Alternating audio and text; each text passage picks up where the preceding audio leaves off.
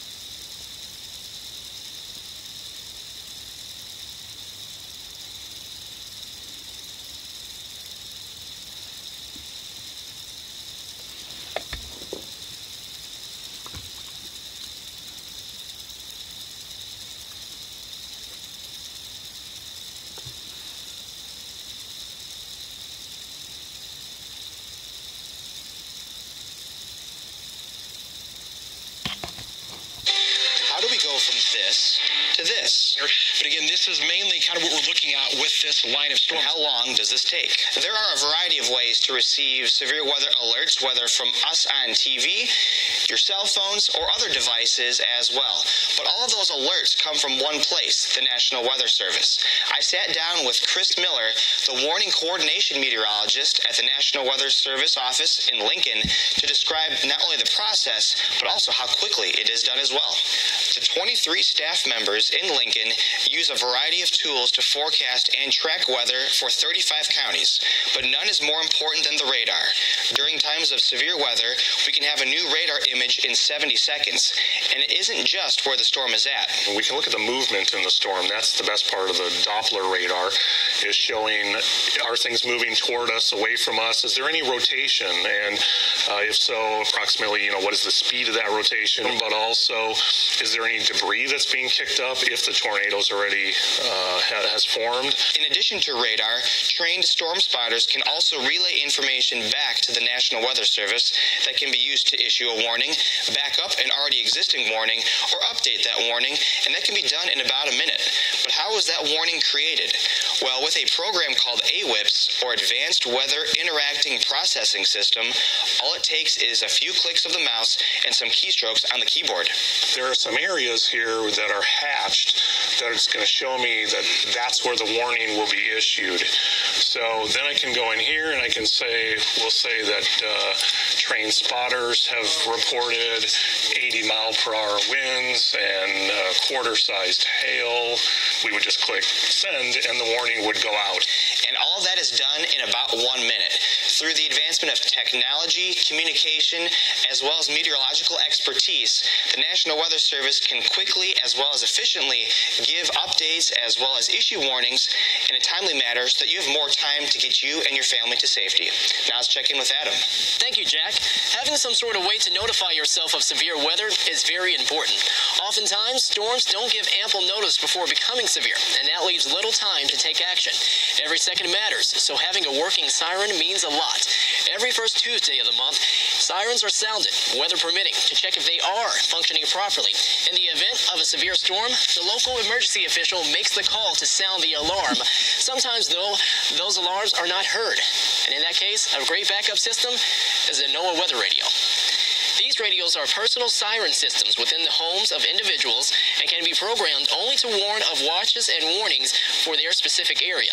They can also be key in situations where the person is sleeping because of their loud alerts, giving the person as much time as possible to get to a safe location. There isn't any alert system, however, for lightning. And for more on its dangers, let's toss it over to Kevin.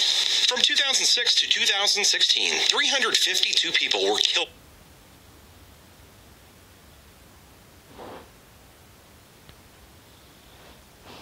They're very prone for lightning strikes, and also they're usually out there by themselves a lot of times. So if they do get hit by lightning, it's a little harder for somebody to come and help them. Number 4 is actually playing soccer. Youth soccer leagues are exploding across the country, and anybody out in these open fields during a lightning storm, they're pretty prone to getting hit. Number 3 is boating. As usually you're pretty far away from any land and any kind of shelter that would keep you safe from those lightning strikes. Number 2 is actually camping. Many people go camping to kind of disconnect. They don't have their phones, they're not watching TV, they're enjoying the outdoors. Well, that leaves them susceptible to an impending storm coming along, not knowing about it. Also, campgrounds, they got a lot of trees around. Lightning can hit those trees and you can get hit by an indirect strike. And number 1, well, that's fishing, believe it or not. Near open water, holding a rod, making you a lightning rod, essentially. So avoid doing any fishing, obviously out in a lightning storm. And anything outdoors when there's lightning around. Remember, when thunder roars, go indoors. Thanks, Kevin. Well, here in Central Illinois, flooding and flash flooding is a big concern for us. For the country, about $4 billion is done in flood damage annually.